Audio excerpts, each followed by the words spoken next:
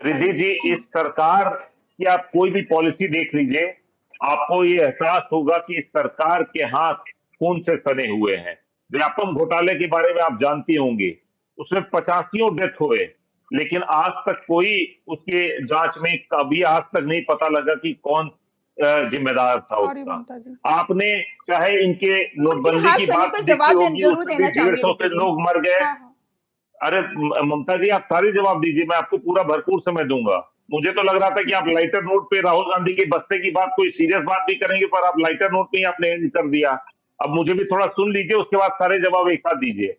रिद्धि जी, तो मैं ये बताना चाह रहा था कि इनके कोई भी पॉलिसी का डिसीजन देखिए, उसमें कितनी मौतें हो जाती हैं, उसका कोई जिम्मेदार होता ही नहीं है। चाहे नोटबंदी में 150 लोग मर गए लाइनों में लग लग के, उसका जिम्मेदार कोई नहीं रहा।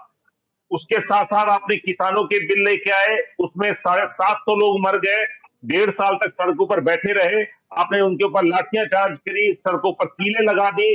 कौन जिम्मेदार था आज तक नहीं पता लगा। अभी मणिपुर की हमारी मित्र जो मणिपुर की बात कर रही थी, मैं बताना चाहूंगा कि ऑन रिकॉर्ड 1.5 साल तक प्रधानमंत्री ना गृह मंत्री मणिपुर गए।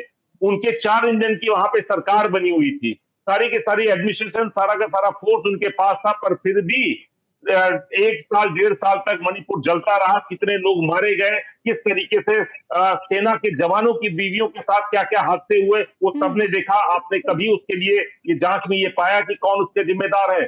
सबसे बड़ी त्रासदी क्या है कि इस सरकार में जांच होती है और जांच का कोई निर्णय नहीं आता है। किस तरीके से अभी बीएलओ की डेथ हो रही है, आपने कभी पिछले 75 साल में आपने कभी सुना था कि बीएलओ इस तरीके से सुसाइड कर रहे हैं? दीजिए, आपने कहा कि सारे के सारे लोगों ने नहीं किया, बिल्कुल नहीं किया, पर अगर 1 2 सॉरी ममता 3 भी जी। आपने किया होगा तो आपने कभी इस तरीके से सुना है कि बीएलओ कभी जो प्रशासनिक प्रेशर की वजह से इस तरीके से सुसाइड कर रहे हो?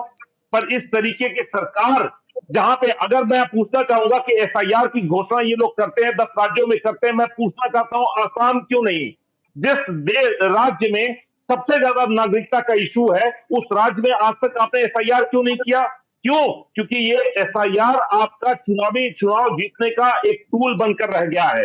रीति जी, मैं पूरी जिम्मेदारी के साथ कहता हूं कि इलेक्शन कमीशन अपने अधिकार क्षेत्र को का वितरेक करके अपने अधिकार क्षेत्र के बाहर लोगों को सिटीजनशिप देने का एक मशीनरी बनती जा रही है। सुप्रीम कोर्ट में ये मैटर हमने उठाया है और मैं उम्मीद करूंगा कि सुप्रीम कोर्ट इसका संज्ञान लोगी। देखिए, विकास कुमार जी यहाँ पे कोई सरकार से सवाल ना करे, यहाँ वो कांग्रेस को अंडर एस्टिमेट करने की कोशिश करते रहे। विपक्ष की पार्टियों को कितने भी आप उनके लीडरशिप के ऊपर सवाल उठाइए, वो पैन इंडिया पूरे इंडिया ब्लॉक को के नुमाइंदा कर पाए नहीं कर पाए, ये हमारी विकृति हो सकती है, लेकिन ये इस समय देश लूट रहा है। यहाँ के संविधान सिर्फ को ताक बिहार पर में क्या रखा जा हो रहा रहा है है। मैं आपको नहीं उम्मीद पता है, करूंगा कि उसी सारे पर के सारे विकास जी लोग। ने सवाल उठाया। आपके राजेश राम जी कह ना रहे हैं कि मैम, बिहार में देखिए चुनावी गठबंधन था।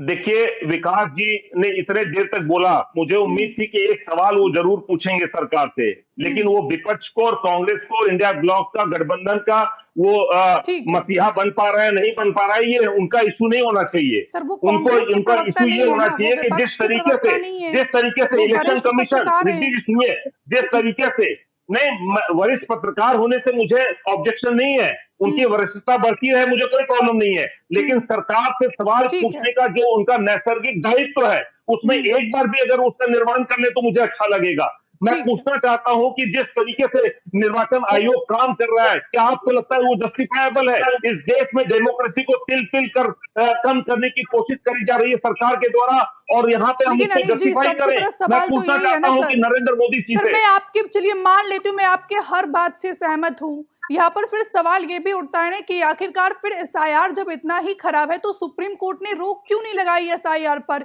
क्या सुप्रीम कोर्ट को इस बात की जानकारी नहीं दी गई है कि बीएलओ रिद्धि लगातार जो है जी, दबाव के कारण मौत को गले लगा रहे हैं? सिर्फ एक लाइन में अनिल जी। रिद्धि जी, अब मैं, हाँ रिद्धि जी, अब मेरा जवाब सुन के आप फिर कहेंगे कि हम किसी की संस्था के ऊपर भरोसा नहीं करते हैं। ये वही सुप्रीम कोर्ट है जो दिवाली पर पटाखे जलाने का अनुमोदन करती है, और बाद में अभी एक हफ्ते पहले वही सुप्रीम कोर्ट के जजेस कहते हैं कि दिल्ली की आबोहवा सांस लेने योग्य नहीं रह गई है। मतलब ये सुप्रीम वही कोर्ट पे भी सुप्रीम कोर्ट है भरोसा जिसके नहीं है। 4 जज, ठीक है। सुनिए रिद्धि जी, ये वही सुप्रीम कोर्ट है जिसके 4 जज, सिटिंग जज सुप्रीम कोर्ट के बाहर प्रेस कॉन्फ्रेंस को संबोधित करते हैं और बताते हैं कि वो बहुत ही अंडर प्रेशर काम कर रहे हैं। मैं पूछना चाहता हूँ किसका प्रेशर है उनके ऊपर? हमें ठीक ये है, ठीक है सर, ठीक है। सुप्रीम कोर्ट के जजेस की जो प्रोसीडिंग्स होती है उसकी स्क्रूटनी भी करनी चाहिए। ठीक है, जब आप सारे के अंग ठीक है नहीं जी, जब डेमोक्रेसी में जो कांग्रेस चारों पार्टी अंग है को वो अगर आपको काम जब नहीं सुप्रीम करेंगे, कोर्ट पे ही कोई भी भरोसा अंग नहीं है काम तो नहीं फिर करेगा, तो इस मतलब क्या तरीके ही की कहा दिक्कत जाए? आने ही वाली है। ठीक है अनिल जी, जब आपको सुप्रीम कोर्ट पर ही भरोसा नहीं है जहां पर सुनवाई चल रही है तो फिर मुझे लगता है कोई इसका इलाज भी नहीं है।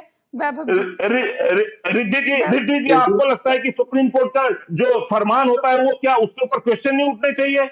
आपको लगता है कि जब दिवाली पे पटाखे जलाने की बात सुप्रीम कोर्ट ने ठीक इजाजत है, क्यों दी थी? मैं पूछना चाहता हूं, आपको ये जस्टिफाइबल लगता है? और आज वही सुप्रीम कोर्ट जब ये पूछता है कि दिल्ली की आबो हवा में आप ठीक है सांस नहीं ले अरिमर्दन जी, सकते, वैभव आपको ये जी, वितरेक दिखाई नहीं ठीक है देता अनिल है? जी, ठीक है रिद्धि जी, वैभव जी देखिए बोलिए सर। क्रिटिकली रिद्धि जी, मैं एनालाइज पूरे करने का अधिकार देश के लोगों का जरूर है और ठीक है उस सर, जो अधिकार है उससे हमें वंचित नहीं किया जाना चाहिए। ठीक।